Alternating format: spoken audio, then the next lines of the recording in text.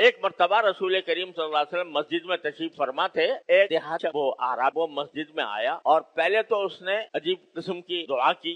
مسجد میں داخل ہو کر دعا کی کہ یا اللہ بس مجھ پہ رحم کیجئے اور محمد صلی اللہ علیہ وسلم پر رحم کیجئے اور کسی پر نہ کیجئے گا. وہ بیچارہ نادان دیہاتی تھا, اس نے دعا تو حضور اقدس صلی اللہ علیہ وسلم نے صرف اتنی بات فرمائی کہ لقد حجرت واسعا, جو چیز بہت وسیع ہے یعنی اللہ تعالیٰ کی رحمت, اس کو تم نے بڑا تنگ کر دیا کہ صرف دو آدمیوں پر ہو, ایک مجھ پر ہو ایک محمد صلی اللہ علیہ وسلم پر. یعنی یہ فرمایا لقد حجرت واسعا, تم نے ایک بڑے واسع چیز کو بڑا تنگ کر کے بیان. چلو اس کی اصلاح ہو گئی.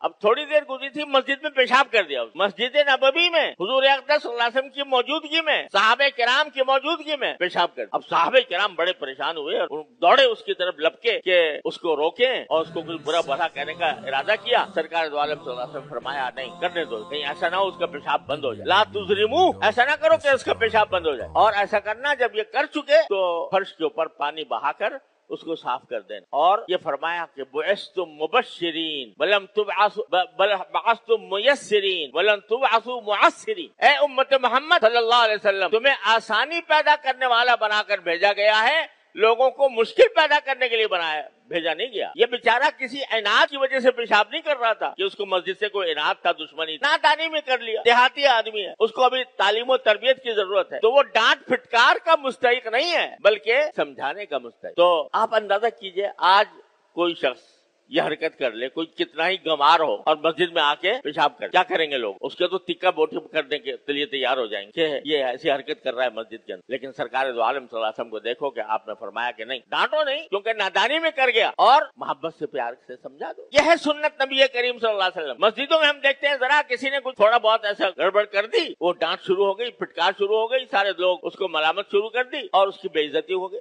کرنی شروع کر. یہ سنتیں ہیں جو ہم بلا بیٹھے ہیں, اور یہ سنتیں ہیں نبی کریم صلی اللہ علیہ وسلم کی جن پر آپ نے عمل کر کے انقلاب برپا کر دیا دنیا کے اندر. حلم, بردباری, لوگوں کی خیر خواہی, انسان دوستی, اس کے سبق دیے ہیں آپ نے ایک ایک قدم پر. اب قرآن نے چھوٹا سا جملہ کہہ دیا وَلَا تَلْمِزُوا أَنفُسَكُمْ, ایک دوسرے کو تانے مت دیا. اور ایک عجیب نکتہ اس میں ہے, عجیب نکتہ یہ ہے کہ اگر لفظی ترجمہ کیا جائے اس آیت کا تو یہ بنتا ہے کہ تم اپنے آپ کو تانے مت دیا کرو. یہ تو ہم نے با محاورہ ترجمہ کرتے ہوئے مطلب بتاتے ہوئے ہم نے کہہ دیا کہ ایک دوسرے پر نہ تانے مت دیا کرو, لیکن لفظی ترجمہ اگر دیکھا جائے تو یہ ہوگا اپنے آپ کو تانے مت دیا کرو. اپنے آپ کو اس طرف اشارہ کر دیا کہ اگر تم کسی دوسرے کو تانا دو گے تو حقیقت میں وہ تمہارا اپنے اوپر تانا دینا ہے. کیوں؟ انما المؤمنون اخوہ, سارے مومن بھائی بھائی ہیں. ہم پہلے کہہ چکے ہیں کہ سب بھائی بھائی ہیں, لہذا اگر آپ کے بھائی کو کوئی تانا دے گا تو وہ کیا ہوگا؟ میرے اوپر تانا. میرے بھائی کو کوئی شخص برا بھلا کہے تو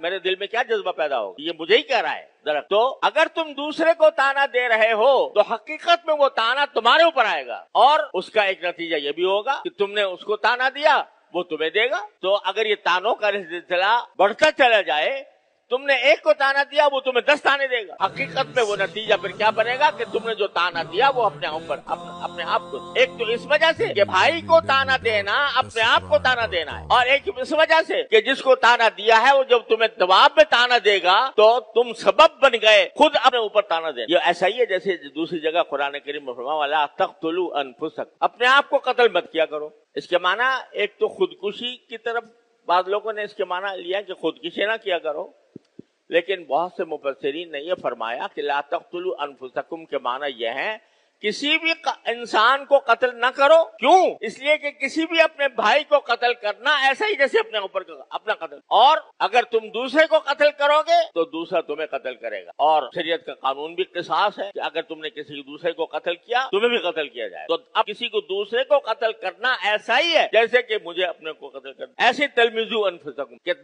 دوسرے کو تانا دینا در حقیقت اپنے آپ کو تانا دینا ہے. ولا تلمزوا انفسکم. اب دیکھو چھوٹا سا جملہ ہے, قرآن 3 لفظ ہیں, لا تلمزوا انفسکم, اور 3 لفظوں میں کتنی بڑی کائنات مانا, اور اس پر عمل کر کے دکھایا نبی کریم سرورت عالم صلی اللہ علیہ وسلم نے اور آپ کے صحابہ کرام رضوان اللہ تعالیٰ علیہم اجمعین, کہ وہ تانا نہیں دیا کرتے تھے, کسی کا دل نہیں دکھاتے تھے. وہ اگر کسی کے اندر کوئی برائی دیکھی, عیب دیکھا, تو بہترین مناسب طریقے سے اسی کو متنبع کر دیا کرتے. اللہ تعالیٰ ہمارے اندر یہ اخلاق پیدا فرما دے. نبی کریم صلی اللہ علیہ وسلم. عید منانا تو آ گیا ہمیں، عید میلاد النبی، جلوس نکالنا بھی آ گیا، جھنڈیاں لگانا بھی آ گیا، چراغ کرنا بھی آ گیا، لیکن نبی کریم صلی اللہ علیہ وسلم کی یہ سنتیں جنہوں نے دنیا کو پتا کیا، جنہوں نے دنیا تک اسلام کا پرچم لہرایا، وہ تلوار نہیں تھی، وہ یہ خصائل تھے، وہ یہ عادتیں تھیں، وہ یہ سنتیں تھیں جو آپ نے صحابہ کرام کے دل و دماغ میں پیوست کر دی، اور اس کے نتیجے میں اللہ تعالیٰ نے ان کو فتح مبین عطا فرمایا. آج اگر ہم ان باتوں کو پلے باندھ لیں اور ان کو